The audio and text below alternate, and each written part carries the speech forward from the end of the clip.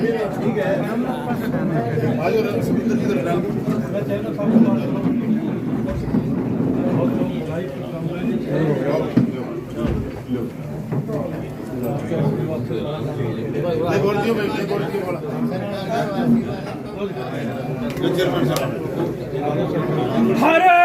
माता की जय, भारत माता की जय।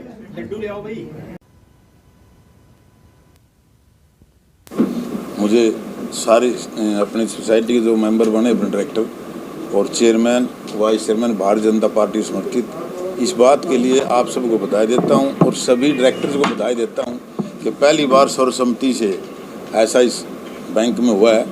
और भाई जगदेव जी चेयरमैन और राजकुमार जी वाइस चेयरमैन इसमें नॉमिनेट हुए हैं। और इसके लिए मैं हमारी पूरी टीम भारतीय जनता पार्टी जिला सिरसा टीम को और माननीय प्रदेश के मुख्यमंत्री मनोहर लाल जी को, चौधरी रणजीत सिंह जी को, सारी अपने जो नेता हैं हमारा नेतृत्व कर रहे हैं, उनको आशीर्वाद से ये सारा संभव हो पाया है।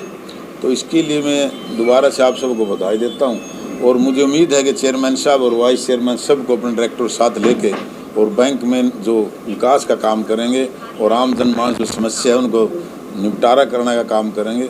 ऐसी उम्मीद है। जैसे भारतीय जनता पार्टी एक सोच रही है कि सबका साथ, सबका विकास और सबका विश्वास, उस कड़ी को आगे बढ़ाते हुए जो माननीय हमारे मुख्यमंत्री जी और माननीय देश के प्रधानमंत्री का एक नारा है और उसी ये जो हमारी टीम बनी है उसका भी एक अंग है ये, और ये आम जनमानस की सेवा के लिए जो बनी है, तो मुझे विश्वास है कि ऐसी उसी नीति पर ही आगे चलेंगे। और जैसे भारतीय जनता पार्टी की नीति है कि हम जो नमतोविद जो सबसे अंतिम व्यक्ति हमारे समाज में है उसका विकास वो बराबरी में कैसे आए, उस योजना को लेकर आगे आने का काम करेंगे। इतना ही आज के मैं हाँ। और इसी में जैसे मैंने पहले भी कहा कि माननीय मुख्यमंत्री जी का और सारे मैंने कैबिनेट में मंत्री चौधरी रणजीत सिंह जी का भी मैं आभार व्यक्त करता हूं कि उनके सबके आशीर्वाद से ये जो है ना प्रोग्राम हुआ है, तो इसके लिए मैं बधाई देता हूं। पार्टी के लड़े बनाए हैं वैसे ही नहीं, भारतीय जनता पार्टी समर्थित जी हैं तो हमने समर्थित ऐसे है कि माननीय मुख्यमंत्री जी और हमारे कैबिनेट के मंत्री चौधरी रणजीत सिंह जी और भारतीय जनता पार्टी की जिला इकाई सब लोगों ने बैठ के सर्वसम्मति से बोर्ड बनाने का काम किया है। भाजपा समर्थित बोर्ड है। चौधरी रणजीत सिंह भारतीय जनता पार्टी को समर्थन कर रहे हैं और स्वयं अपने खुद के भाषण में भी बहुत बारी जिक्र करते हैं कि मैं भारतीय जनता पार्टी में हूँ। आधिकारिक तौर पर क्योंकि ये election democratic form of election है, इसमें वो ज्वाइन नहीं कर पा रहे क्योंकि वो एज ए इंडिपेंडेंट कैंडिडेट है, लेकिन उनका हर गांव के अंदर, पंचायत में, हर कार्यक्रम में वो खुल के इस बात को कह रहे हैं। आज हमें बड़ी खुशी है इस बात की कि जो आज बोर्ड बना है हमारा, चेयरमैन और वाइस चेयरमैन जो बने हैं, ये भाजपा समर्थित है। पहली दफ़ा सिरसा जिला के इतिहास में भाजपा के समर्थन और भाजपा समर्थित हमारा कोऑपरेटिव सोसाइटी बैंक के चेयरमैन, वाइस चेयरमैन नियुक्त हुए हैं। और सभी मेंबरान्स जो जिन लोगों ने बैठ के सर्वसम्मति की है, मैं उन सब मेंबरान्स का भी उनको बधाई देता हूँ, क्योंकि सब लोग बीजेपी समर्थित लोग थे जो जीते थे। उस टाइम से थोड़ा बहुत, क्योंकि चुनाव प्रक्रिया है, अलग अलग विचार के हिसाब से ये इलेक्शन पोस्टपोन हुआ और आज सब में सर्वसम्मति बनी है। और ग्रामीण पृष्ठभूमि का बैंक है और सबसे बड़ी हमारे लिए ये अचीवमेंट है और उपलब्धि है कि ग्रामीण अंचल में भी भाजपा के समर्थन से डायरेक्टर नियुक्त होकर आए, जिन्होंने आज अपना जिले का चेयरमैन और वाइस चेयरमैन चुना है। माननीय मुख्यमंत्री जी का और माननीय मंत्री जी का भी और जिला इकाई की तरफ से मैं सबको शुभकामनाएं, आभार, बधाई देता हूं, ताकि हम जो हमारे कोऑपरेटिव मिनिस्टर केंद्रीय मंत्री श्रीमान अमित शाह जी, जो गृह मंत्री भी हैं, उनका सिरसा में आगमन हुआ और उनका कोऑपरेटिव को लेके बहुत बड़ा विज़न है। और आज हमने उसी विज़न को साकार करते हुए कोऑपरेटिव सोसाइटीज़ के ये हमारे चेयरमैन और वाइस चेयरमैन नियुक्त किए हैं। हमें जिला अध्यक्ष के तौर पे भी और as a marketing board chairman Haryana के तौर पे भी मुझे इस बात की बड़ी खुशी है कि मेरे ज़िले के अंदर भाजपा समर्थित नुमाइंदे जीत के आए, जिन्होंने सर्वसम्मति से आज अपना बोर्ड बनाने का काम किया। अमित शाह की रैली का साइड इफेक्ट है कि असर आया? देखिए, सबसे बड़ी चीज़ है कि जब एक मत चीज़ हो जाए, सर्वसम्मति हो जाए, उससे बड़ी चीज़ कुछ नहीं होती। मोहनलाल जी को कैसे बरकराया आपने? मोहनलाल जी हमारे फूफा जी है, इनका आशीर्वाद रहता है देखो, हमेशा। ये भाईचारे का इलेक्शन है, इसमें कोई पार्टीबाजी नहीं है। सर्वसम्मति होगी तो बस सर्वसम्मति में भाईचारा कम रहता है। इसमें अजय का भी सहयोग है, रणजीत सिंह का भी है, मुख्यमंत्री जी का भी है, सबका। आदित्य का भी है, सबका है। इनेलो का हैं? इनेलो का भी है। इन लोग तो मैं बैठा हूँ। तो उसके बोल दो ना, हाँ इनेलो के बोल दो। हाँ, तो इन लोगों का भी है, मैं बैठा हूँ इन लोगों का। कोई आदित्य कोई इनको कैसे बुला लिया थी? ये है मेरो मोटर मेरा फूफा जी है, तो आशीर्वाद हमेशा ही दे हमारा। पारिवारिक रिश्ता अलग होते हैं, वो अलग रिश्ती होती है। चलो, हमें इस बात की खुशी है कि जो हमारे केंद्रीय गृह मंत्री और कोऑपरेटिव मिनिस्टर अमित शाह जी का कोऑपरेटिव को लेके बहुत बड़ा हिंदुस्तान में विजन है, और निश्चित तौर पे कोऑपरेटिव सोसाइटीज़ अपेक्स को बहुत मजबूत करने का उनका लक्ष्य भी है। उसके निमित्त हम सौभाग्यशाली हैं कि हमारा इलेक्शन इसी दौरान आया है और सर्वसम्मति बनी है। ये हमारे ज़िले के लिए बहुत अच्छा संकेत है और अच्छी चीज़ है। किसानों से जुड़ा हुआ ये बैंक है, किसानों से जुड़ी हुई हर समस्या का निदान हमारी कोऑपरेटिव सोसाइटीज़, और सबसे बड़ी चीज़ है किसान लीडरशिप पैदा करता है। कोऑपरेटिव सोसाइटीज़ का मेंबर बनने का मतलब किसान लीडरशिप पैदा होनी, ये हमारे लिए एक बहुत अच्छा संकेत है।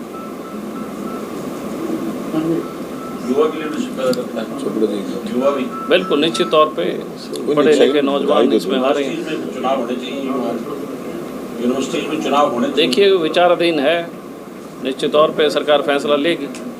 भागीदारी सबकी है, सरकार का नारा सबका साथ सबका विकास का है, और अब तक उस नारे को प्रफुल्लित करती आ रही है सरकार। व्यक्तिगत आपकी राय क्या है सर, होने चाहिए कि नहीं होना चाहिए छात्र संघ चुनाव? देखिए, लीडरशिप आता ही छात्र संघ चुनाव से है, तो स्वाभाविक है अगर नई चेंजेस लाने हैं समाज के अंदर तो होने चाहिए। बाकी सरकारों का फैसला है, क्योंकि इसमें कई दफ़ा क्या होता है, ये रोक लगी क्योंकि इसके अंदर क्रिमिनलाइजेशन आ गया था, वो भी अच्छी चीज़ नहीं है। ये जो भी इस तरीके की यूनिवर्सिटीज़ है, अगर वो क्रिमिनल एक्टिविटीज़ होने लग जाएगी तो वो भी हमारे युवा पीढ़ी के लिए घातक है। तो थोड़ा सा दोनों तरफ हमें बैलेंस देख के चलना चाहिए। जी, आप भी पहले चेयरमैन रहे हैं सहकारी इस बैंक के, हाँ, और आज जो है चेयरमैन भी बनाए गए हैं जिला के। हाँ जी, हाँ जी। किस तरह के बदलाव है वो देखने को मिलेंगे, खास करके किसानों देखिए, मैं जो चेयरमैन रहा हूँ वो लैंड मॉर्गेज उनका अलग डिपार्टमेंट है, किसानों से संबंधित लेकिन निश्चित तौर पे बहुत सी योजनाएं हैं इनके माध्यम से जिनमें किसानों को बहुत लाभ मिलता है। सब्सिडी योजनाएं बहुत है, नई योजनाओं का इंट्रोडक्शन अभी केंद्रीय मंत्री बहुत बड़े स्केल पे हिंदुस्तान के अंदर अब लागू करने जा रहे हैं, क्योंकि सबसे बड़ी हमारी जो सहकारिता, ये सबसे बड़ी हमारी स्ट्रॉन्ग हमें ये अपॉर्चुनिटी मिलती है अपना व्यवसाय खड़ा करने के लिए, एक किसान को, पढ़े लिखे नौजवान को भी। तो निश्चित तौर पे ये इसको अगर माने तो ये बहुत बड़ी कोऑपरेटिव जो है ये बहुत बड़ा सेक्टर है। लेकिन किसानों को तो दिक्कतों का सामना करना पड़ता है, चाहे डीएपी की बात है, चाहे यूरिया की बात है। देखिए, अभी माननीय मोदी जी ने नैनो यूरिया का लॉन्च किया है, और यूरिया जो है वो स्प्रे फॉर्म में भी आ रही है, ड्रोन टेक्नोलॉजी इंडक्ट हो रही है। धीरे धीरे समय के हिसाब से नई चीज़ों का इंट्रोडक्शन होगा और नई खेती के अंदर नया आयाम और नई टेक्नोलॉजी आएगी, निश्चित तौर पे तरक्की आएगी। बहुत से देश ऐसे हमारे से बहुत आगे खेती में, हम ट्रेडिशनल खेती पे चल रहे हैं, उसके साथ साथ मॉडर्नाइजेशन के लिए भी सरकार को अपना काम कर रही है, और निश्चित तौर पे हिंदुस्तान के अंदर बहुत तेज़ी से बदलाव आ रहा है कृषि क्षेत्र में। नौजवान, पढ़ा लिखा नौजवान है, खेती कर रहा है, सारे इक्विपमेंट लेटेस्ट रख रहा है, अच्छे ट्रैक्टर्स रख रहा है, सारी मशीनरी मैकेनिज़्म नया है। और सबसे बड़ी चीज़ मैं कहना चाहूँगा कि माननीय मुख्यमंत्री जी मनोहर लाल जी ने एक बहुत बड़ी सौगात किसानों को देने का काम किया, जिसमें बोलते हैं हम ड्रिप इरिगेशन का, जिसमें टैंक जो है सब्सिडी, और हरियाणा के अंदर सबसे बड़ा ज़िला सिरसा ज़िला है जिसमें सबसे ज़्यादा किसानों को बेनिफिशियरी मिली है टैंक्स की। आज आप कहीं भी ग्रामीण अंचल में जाओगे, हर गांव में 100, 50, 150, 200 टैंक्स जो है सरकार ने सब्सिडी रेट पे देने का काम किया, ये एक बहुत बड़ी क्रांति कृषि क्षेत्र में आने वाली है, क्योंकि उससे पानी का संरक्षण होता है। पानी ही जो है वो खेती के लिए सबसे महत्वपूर्ण चीज़ है। तो आज किसान मजबूत इसलिए है कि उसके पास हर चीज़ की कैपेसिटी है, वाटर स्टोरिंग कैपेसिटी है। फिर धीरे धीरे आगे जो सहकारिता में हमारा स्टोरेज कैपेसिटी आ रहा है, जो हम किसानों को देने जाएगी सरकार, वो भी आ जाएगी, उससे गुणवत्ता आ जाएगी उसकी फसल के अंदर। और इसके साथ साथ उसकी आमदन जो है वो भी एक मजबूत आधार बन जाएगा, उसकी आमदन स्ट्रांग होगी, किसान बड़ा मजबूत होगा। तो सहकारिता में बहुत बड़ा बदलाव धीरे धीरे आ रहा है। आपने कहा कि किसान मजबूत हुआ है, लेकिन सिरसा में किसान है वो टंकी पर चढ़ने के लिए मजबूर हैं जलघर में, कि पानी नहीं मिल पाता टेल में। घग्गर का पानी पाकिस्तान पहुंच गया लेकिन जमाल नहीं पहुंच पाया। देखिए ऐसे है कि कई दफ़ा सरकारों, हर एक सरकार का अपना एक पॉलिसी प्रोग्राम्स है। तो पानी पाकिस्तान गया वो हरियाणा से नहीं गया। हरियाणा में जितना पानी का हम उपयोग कर सकते थे हमने किया, बाढ़ का पानी हमने रोकने का काम किया। हमारे इलाके में कहाँ बाढ़ है, पर जो जो सरकारें, जिन जिन सरकारों की मैनेजमेंट फेल हुई वहाँ तबाही मची है। पंजाब की पूरी मैनेजमेंट फेल हो गई है, मशीनरी, सरकारी मशीनरी फेल होगी। गांव में पानी आज भी जब वो PBMB भाखड़ा का पानी छोड़ते हैं तो गांव में आ जाता है, वो सारा पानी पाकिस्तान दे रहे हैं। आज गंगानगर के किसान धरने बैठे हैं क्योंकि पंजाब पानी नहीं दे रहा। लेकिन हर सरकार का अपना एक लिमिटेशंस है, हर सरकार का अपना कार्यशैली है। हरियाणा की सरकार की जो कार्यशैली है निश्चित तौर पे किसान हितैषी है। मैं चौधरी देवीलाल का पोता हूँ, मैं दावे से एक बात कह सकता हूँ, और आप भी सब जिले के पत्रकार हो, जितना मुआवजा बीमा क्लेम के रूप में और मुआवजे के रूप में सरकार द्वारा डायरेक्ट सरसा जिला को दिया गया, आज तक किसी सरकार ने सरसा जिला के किसानों को इतना पैसा नहीं दिया। सवाल ये नहीं है कि टैंकी चढ़ना है, पानी की दिक्कत है। देखिए आज हर नौजवान स्वतंत्र है, और ये सरकार एक ऐसी सरकार है जो हर एक को मौका देती है, हर एक को अपनी बात रखने का मौका देती है। पूर्व की सरकारें तो बोलने का मौका नहीं देती थी, डंडों से लठों से ले लेती थी। इस सरकार ने किसी भी सूरत में, चाहे वो किसान आंदोलन था या कोई भी ओकेजन ऐसा हुआ है, घटनाक्रम हुआ है, कभी भी उसके ऊपर सख्त एक्शन नहीं लिए। जनता की आवाज़ सुनी है, उनको पोलाइटली डील किया है। हमारे सामने किसान आंदोलन बहुत बड़ी एक तादाद में था और लंबे अरसे तक चला। एक दफ़ा भी इस ज़िले के अंदर ऐसी घटना नहीं हुई कि कहीं हमें किसी लाठीचार्ज या कुछ ऐसा। ठीक है, वो भी हमारे भाई है जिन्होंने आंदोलन किया। कई बारी किसी को इशू समझ जाते हैं, कई बारी उस इशूज़ को आदमी समझना नहीं चाहता, लेकिन आज वही लोग हैं, हम आपस में बैठते हैं प्रेम प्यार है एक दूसरे से। लाठीचार्ज की तो बहुत घटनाएं हुई हैं, हमारे पड़ा है, वाटर कैनन भी चले हैं हमारे ज़िले में नहीं। अब हमारे जिले में इग्नोर नहीं कर सकते।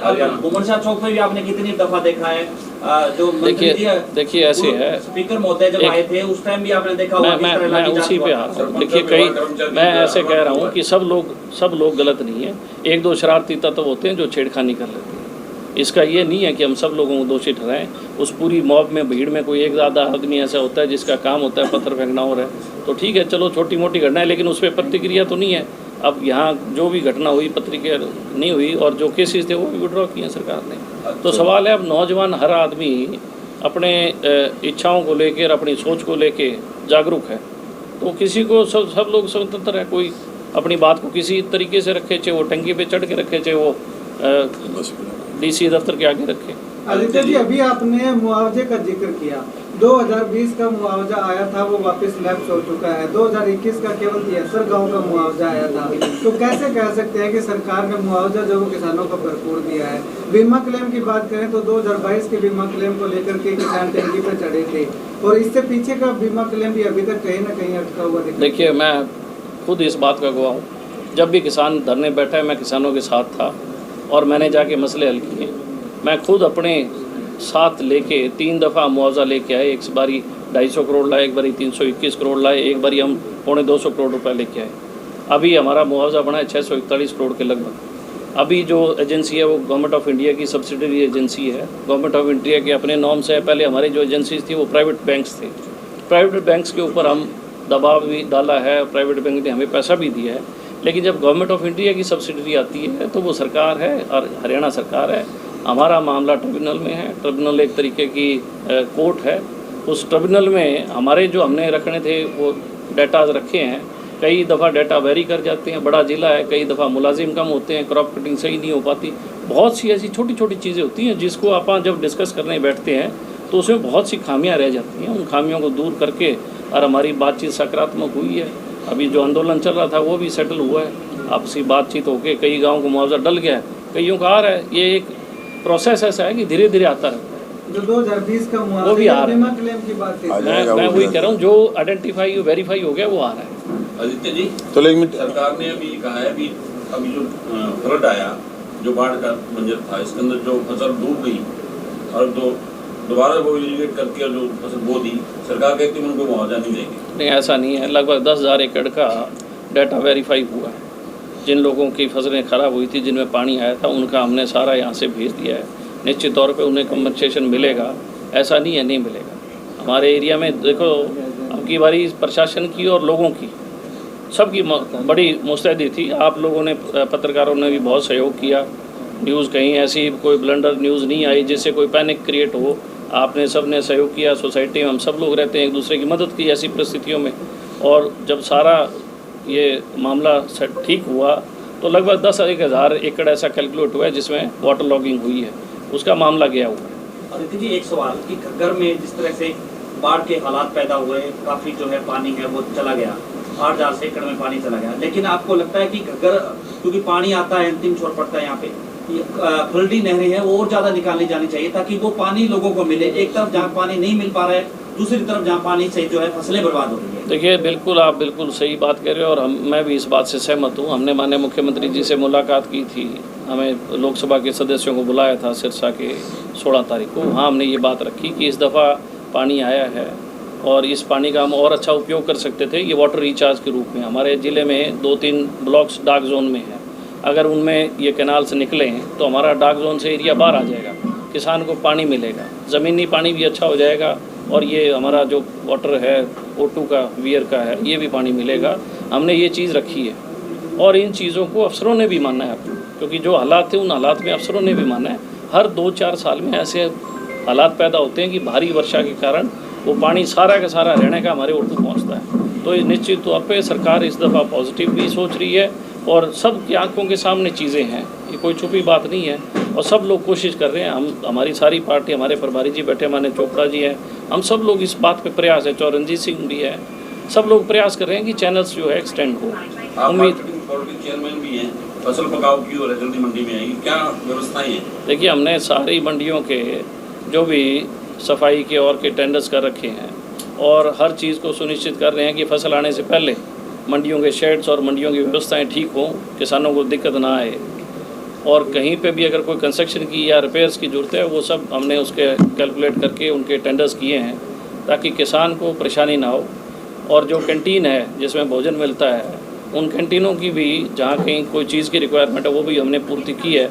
उम्मीद कर रहे हैं इस दफ़ा हम 10 से 25-30 कैंटीन्स और चलाएँगे ज़िले में। अभी हमारी कैंटीन चल रही है अलग अलग मंडियों में, कुछ और मंडियों भी हम इसको ऐड ऑन करेंगे ताकि मजदूर को, किसान को सस्ते दामों पर भोजन मिल सके। आदित्य जी, आपने जैसे बताया कि छात्रों के चुनाव का फैसला सरकार लेगी, नगर परिषद के चुनाव भी पिछले लंबे समय से पेंडिंग है और शहर की हालत काफ़ी एरियो में बहुत खस्ता है। आप नहीं चाहते कि जल्दी चुनाव हो या इसका फैसला भी सरकार? देखिए, ऐसे है कि वोटिंग प्रोसेस चल रहा था, कई दफ़ा कई वार्ड्स में वोटिंग प्रक्रिया नहीं हो पाई, नया वोट ऐड हो रहा है, नई वार्डबंदी हो रही है, उनके तहत मामला यहाँ से होके चला गया है और अब गवर्नमेंट के पास है विचाराधीन, गवर्नमेंट उस पर डिसीजन ले लेगी जल्दी इलेक्शन। चलो, ऐसा तो नहीं विधानसभा के साथ? ना ऐसा इतना लंबा नहीं होता, कभी भी सरकारें बहुत जल्दी इलेक्शन होंगे। 1 मिनट चोपड़ा जी, 1 मिनट आप कोई नहीं, एक साइड में बोल दो।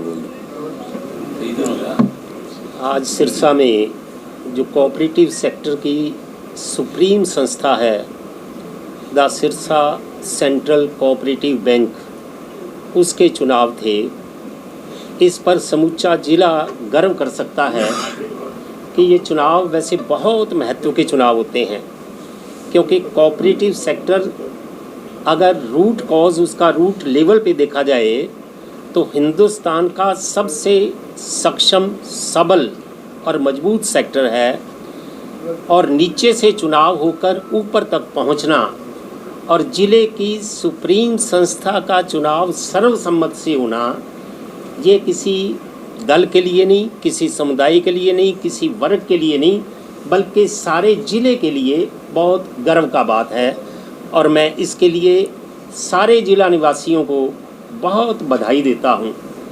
इसमें जिन्होंने भी सहयोग किया, आदरणीय चौधरी रणजीत सिंह जी ने किया, भारतीय जनता पार्टी का सक्रिय समर्थन तो था ही था, लेकिन शेष दलों ने भी जिन्होंने समर्थन दिया, मैं हृदय की गहराई से अपनी ओर से भी और भाजपा की तरफ से भी सभी का आभार व्यक्त करता हूँ।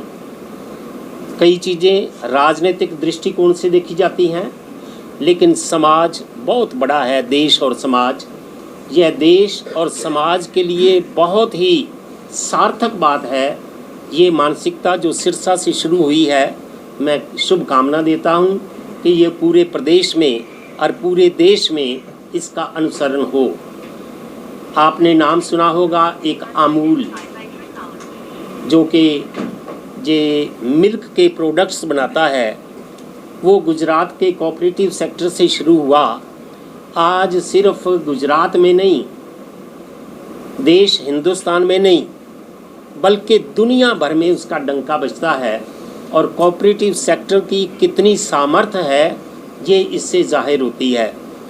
हमारे साथी भाई जगदेव जी और राजकुमार जी इसके चेयरमैन और वाइस चेयरमैन सर्वसम्मति से निर्वाचित हुए हैं। आपकी जितनी भी आपका टैलेंट है, आपकी प्रतिभा है, आपके सद्गुण हैं, उनका सदुपयोग इस बैंक के लिए तो होगा ही होगा, समूचे ज़िले का इसको सार्थक लाभ मिले, आज ऐसी शुभकामनाएं हैं। और उसके आपके माध्यम से यह बैंक भी फले फूले, क्योंकि ये काफ़ी समय से इसको कुछ दिखते हैं, आप उनका समाधान करेंगे। सरकार का उसका पूरा समर्थन आपके साथ है। हर अच्छे काम के लिए जो आप करेंगे, उसके लिए माननीय मुख्यमंत्री जी ने भी इसमें बड़ा प्रयास करके ये जो सर्वसम्मति हुई है, मैं उनका भी हृदय से आभार प्रकट करता हूँ, चौधरी रणजीत सिंह जी का और सभी का, जिन्होंने इसमें अपना सक्रिय सहयोग दिया। बहुत बहुत आभार, धन्यवाद, बधाई और शुभकामनाएं। बड़ा साहब, जगदेव सिंह जी चौधरी रणजीत सिंह से जुड़े हुए हैं और राजकुमार जी जजपा से जुड़े हुए हैं, तो श्रेय भाजपा ले रही है, दोनों आपके समर्थित पार्टियों के। आपने शब्द नहीं सुने, फिर आप उसको छोटे दायरे में लेके जा रहे हैं, छोटे दायरे में लेके जा रहे हैं। मैंने पहले कहा है कि ये पूरे ज़िले के लिए गौरव की बात है कि अगर जो आपने बात कही, आपकी बात को मान लें, तो फिर तो और भी ज़्यादा इसका महत्व बढ़ जाता है कि अगर जजपा से हैं, इनेलो से हैं, कांग्रेस से हैं, बीजेपी से हैं, और फिर भी अगर सर्वसम्मति होती है तो सभी को बधाई दो ना, कुछ लगता है। परिवार के हो गए दोनों ही, कितनी बड़ी चीज़ है। देखो एक बताऊँ मैं आपको, वही राम राम है और वही मरा मरा है। जीवन में पॉजिटिव सोचना, देखो सोचो, अगर आगे बढ़ना है, ठीक है, जो पॉजिटिविटी है वो लाइफ है और जो नेगेटिविटी है वो डेथ है। तो इसलिए सभी एक मंच पे इकट्ठे होके उन्होंने समाज हित में और बैंक हित में काम किया है। बहुत बड़ी अचीवमेंट, चलो ठीक है, बहुत बड़ी अचीवमेंट। बहुत बहुत धन्यवाद।